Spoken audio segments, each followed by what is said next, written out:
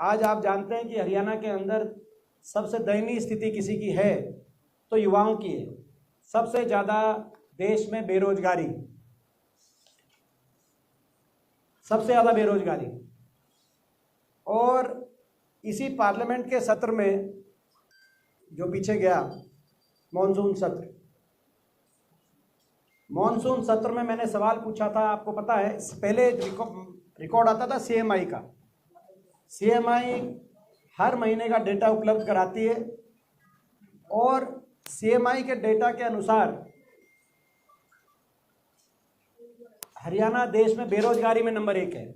मगर मुख्यमंत्री जी उस डेटा को कंटेस्ट करते हैं। वो कहते हैं कि बाकी प्रदेशों में वो डेटा ठीक है, क्योंकि सीएमआई गुजरात यूपी में बेरोजगारी कम दिखाती थी, मगर हरियाणा कहते थे कि हरियाणा में गलत है।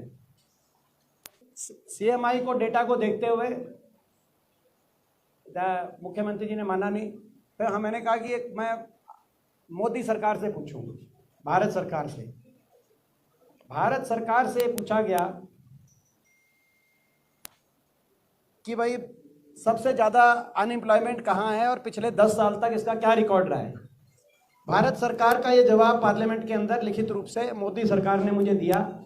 मैंने जब सवाल किया तो श्रम और रोजगार मंत्री रामेश्वर तेली जी, उन्होंने बड़े भारी मन से जवाब दिया कि सबसे ज़्यादा बेरोजगारी हरियाणा में है देश में।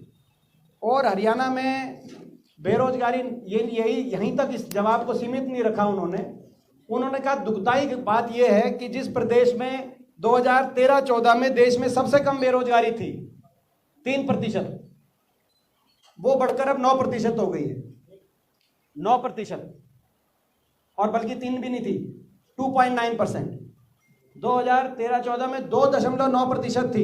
ये भारत सरकार का लिखित जवाब है जो सांसदों को मिलता है। 2.9% according to government of India.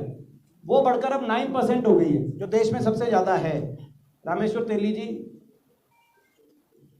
अब मुख्यमंत्री जी बताएं कि अभी तक तो सीएमआई को बताते थे, अब मुख्यमंत्री जी बताएं कि मोदी सरकार भी झूठ बोल रही है सदन के पटल पे।